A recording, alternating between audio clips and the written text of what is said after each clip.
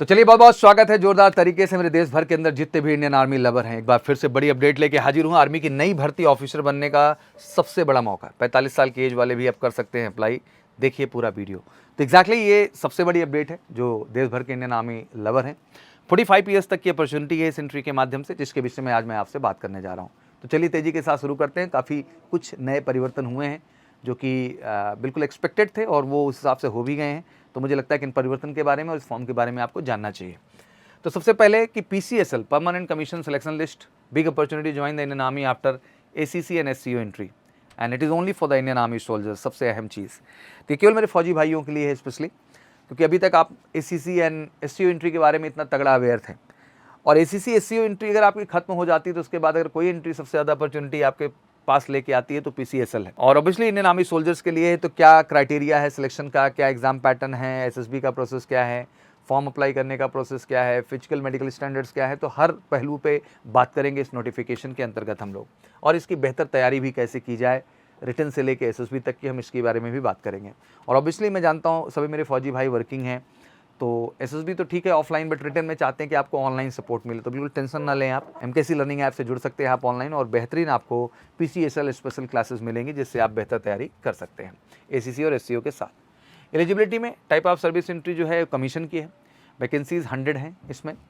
Both married and unmarried candidates can apply, मतलब हमारे दोनों ही फौजी भाई मैरिड हैं, आप अनमैरिड हैं, आप अप्लाई कर सकते हैं।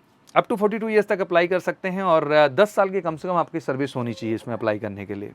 Vacancies come once in year एक बार आती है और ये रिलीज़ हो चुकी है। एंड जो भी हमारे एलिजिबल कैंडिडेट हैं कैन फॉरवर्ड देयर डॉक्यूमेंट्स। अपने डॉक्यूमेंट्स को आगे फॉरवर्ड कर दीजिए जो एलिजिबिलिटी तय कर रहे हैं, मतलब 10 साल हो चुका है फौज में सर्व करते हुए आपको। मेडिकल कैटेगरी आपकी सेप 1 है एंड क्वालिफिकेशन 10+2 आपकी है।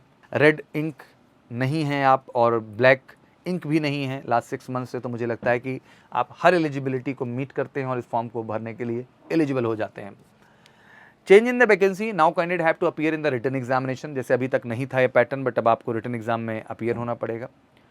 4 जुलाई को इसका एग्जाम है जिसमें आपको बैठना ही बैठना है, जो भी पीसीएसएल के लिए हमारे फौजी भाई अप्लाई कर रहे हैं।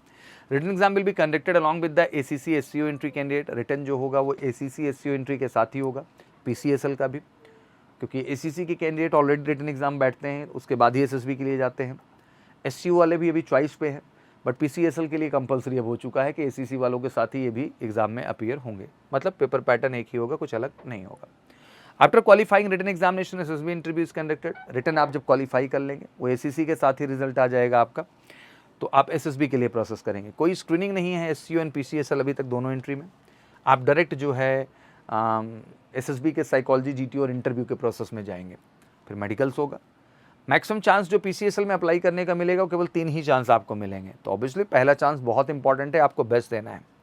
ट्रेनिंग सेंटर आपका AEC centre college Pachmarhi and IMA Dehradun, ये आपके ट्रेनिंग सेंटर्स हैं जहां क्रमशः आपको अलग अलग फेज में अलग अलग ट्रेनिंग पार्ट और ड्यूरेशन के लिए भेजा जाएगा अपनी फर्दर ट्रेनिंग को कंप्लीट करने के लिए।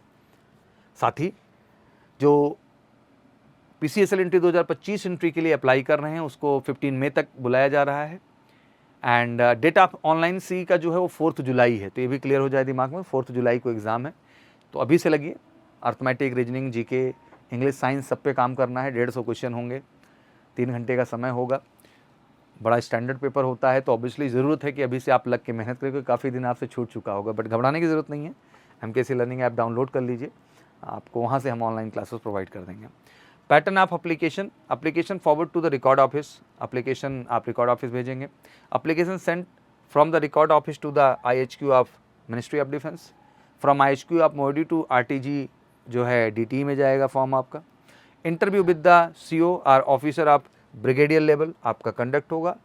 ऑब्वियसली देन आपकी शॉर्ट लिस्टिंग होगी और एग्जैक्टली फिर आप अपने एग्जाम और एसएसबी प्रक्रिया के लिए फर्दर बढ़ेंगे। बट जो भी प्रोसेस करता है अमूमन सभी कैंडिडेट्स को मौका मिलता ही मिलता है, सभी फौजी भाई को मौका मिलता ही मिलता है। कितने लोग ट्राई ही करते हैं एग्जैक्टली, क्योंकि इतनी उम्र होने के बाद बहुत लोग तो वैसे ही सुस्त हो गए होते हैं कि अब ठीक है, जो होना था हो गया, अब आगे क्या करना है।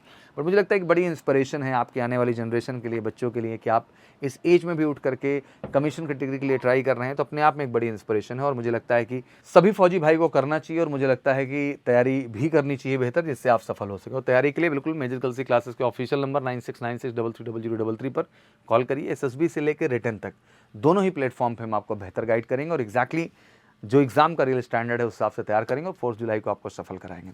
आशा करता हूँ क्लैरिटी आपको मिल गई होगी।